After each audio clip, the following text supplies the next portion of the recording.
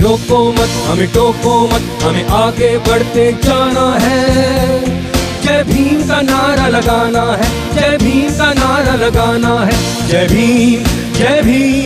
जय भीम, जय भारत, जय संविधान। मैं गौतम रत्ना अम्बेडकर नेशन चैनल से, और आज हमें धम्म भूमि पलवल में, और यहाँ पूरा जो भंते राहुल कर्णाशील हैं उनके अंडर ये पूरा यहाँ पर बौद्ध धर्म की शिक्षा और प्रसार का काम चलता है, और जो बहुत बड़े लेवल पर है। मैंने अभी तक ख़ासतौर से नॉर्थ इंडिया में तो इस लेवल पर अभी तक नहीं देखा है, कहीं अपने दिल्ली एनसीआर के आसपास। तो भंते जी, मेरा जो पहला सवाल है आपसे, वो बौद्ध धर्म और बाबा साहब से रिलेटेड कुछ हम आपसे बात करने के लिए आए, ताकि लोगों तक वो बात पहुँच सके। बाबा साहब ने भारत के अंदर, बाबा साहब ने सभी धर्मों को पढ़ा और जाति का दंश भी झेला उन्होंने। तो सिर्फ इसके पीछे क्या कारण था कि उन्होंने बौद्ध धर्म को ही क्यों चुना? भारत के लोगों को क्यों कहा? उन्होंने खुद भी चुना और भारत के लोगों को कहा कि पूरे भारत को बौद्ध में भारत बनाने का एक सपना देखा, और यहाँ के लोगों को बौद्ध धर्म ही अपनाना चाहिए। क्या इसके पीछे वजह? देखो, बाबा साहब इस देश के सभी लोगों को समता, करुणा, मैत्री के साथ देखना चाहते थे। लेकिन भारत की जो धार्मिक व्यवस्था है वो अमानवीय थी।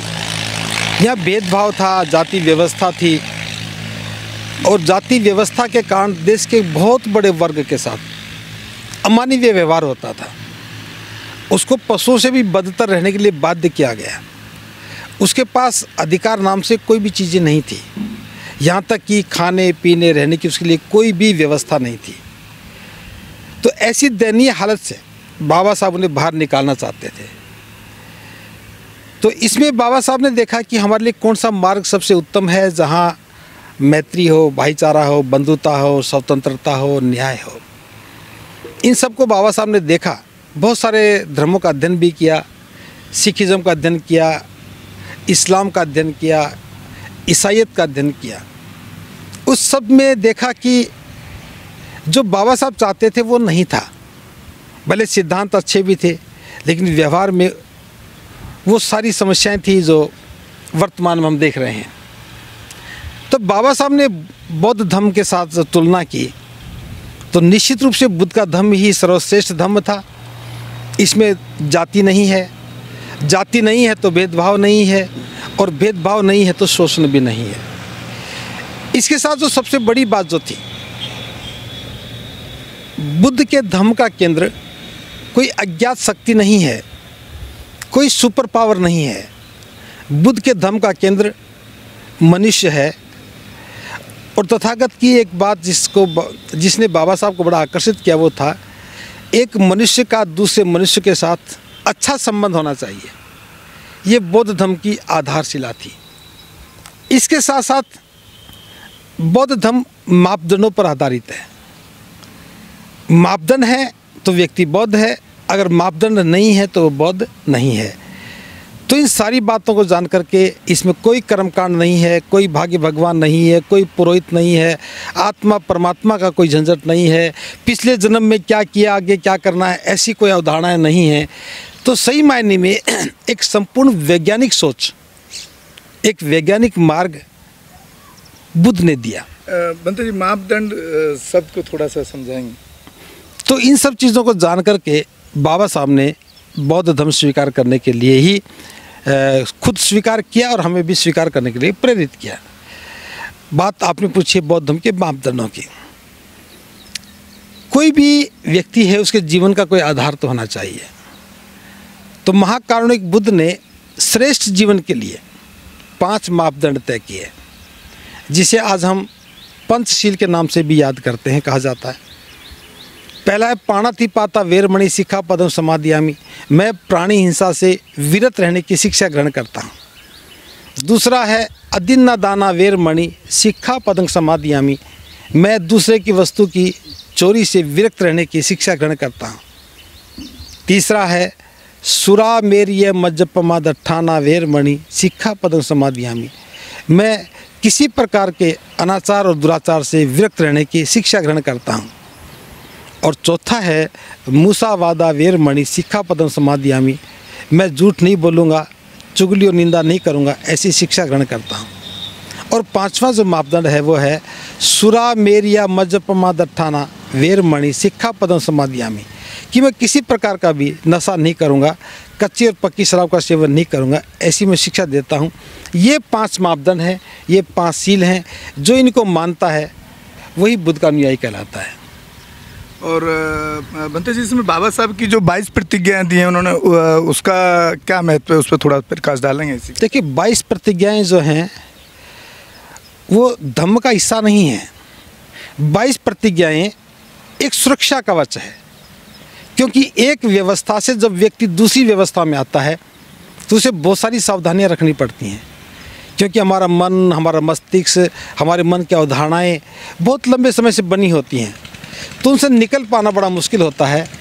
अगर बौद्ध बन करके या एक व्यवस्था से दूसरी व्यवस्था में जाते हुए अगर हमने वो सब चीज़ें साफ नहीं की, छोड़ी नहीं, तो यहाँ आकर के हम भ्रमित हो जाते हैं कि बौद्ध बनने के बाद हम क्या करें, ईश्वर को माने या ना माने, आत्मा को माने ना माने, घर में कोई बच्चा पैदा हुआ तो कर्मकांड करें या ना करें, कोई मर गया तो अस्थियों का क्या करें।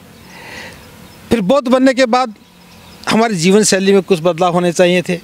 तो बाबा साहब ने देखा कि दीक्षा लेना तो आसान है, कोई भी व्यक्ति दीक्षा ले लेगा, कोई भी व्यक्ति अपने आप को बौद्ध कहेगा, लेकिन अगर उसने कुछ सावधानियां नहीं बरती, पिछली चीज़ों को, पिछली मान्यताओं को का त्याग नहीं किया, तो फिर बौद्ध बनने का कोई लाभ नहीं होगा। ये सोचकर बाबा साहब ने 22 प्रतिज्ञाएं हमें दी। और 22 प्रतिज्ञाओं में क्या है, पहली 3 प्रतिज्ञाएं तो ईश्वर, देवता, पूजा, उनको नहीं मानने से संबंधित हैं।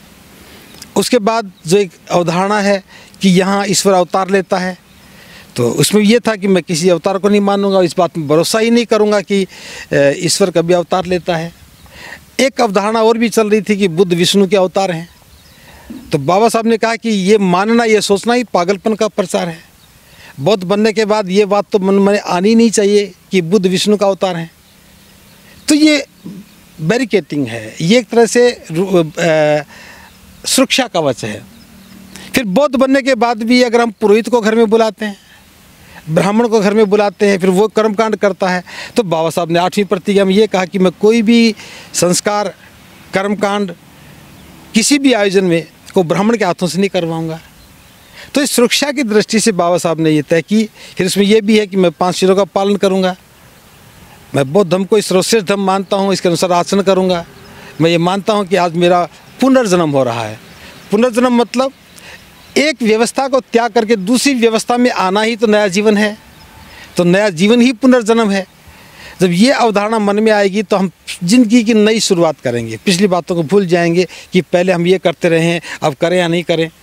इसलिए बाबा साहब ने 22 प्रतिज्ञाएं दी।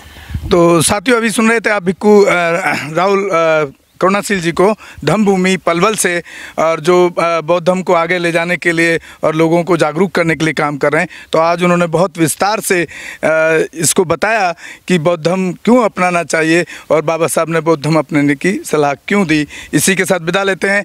अगले नेक्स्ट एपिसोड में बनते राहुल करुणाशील जी के साथ मिलेंगे किसी दूसरे सवालों के साथ। इसी साथ विदा लेते हैं। जय भीम, जय भारत, अम्बेडकर नेशन से। और आप हमारे चैनल को जरूर शेयर और सब्सक्राइब करें। अम्बेडकर नेशन चैनल को भी बहुत बहुत साधुवाद, मंगल कामनाएं। आप जिस प्रचार अभियान में लगे हैं उसके लिए हम आपके लिए मंगल कामना करते हैं। बुद्धं